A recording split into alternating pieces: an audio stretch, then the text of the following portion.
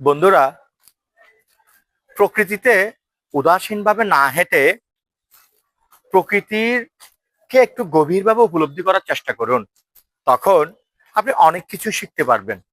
এই ধরুন না, আমি যদি এই গাছের ডগাকে একবার ছিঁড়ে ফেলি এভাবে, আপনি দেখবেন এখান থেকে আবার ডগা গজাবে।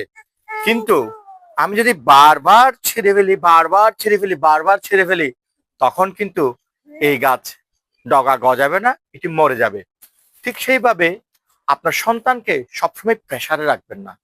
সবসময় একই কথা দিয়ে স্ট্রেস দিবেন না। সকালে, বিকালে, রাত্রে শুধু না না না বলবেন না। তার কনফিডেন্টকে ধ্বংস করবেন না। এতে করে আপনার সন্তান এই গাছের মতো তিমিরেই নষ্ট হয়ে যাবে। তো প্রকৃতিতে উদাসীনভাবে না হেঁটে আপনি শিক্ষা গ্রহণ করুন। চারপাশে একটা গভীর উপলব্ধি নিয়ে তাকান। তাহলেই আপনার সন্তান হবে একজন শ্রেষ্ঠ মানুষ, লিড করবে এই সমাজকে, আলোক বর্তিকা ছড়াবে এই সমাজে। তো ভালো থাকুন, বাই বাই।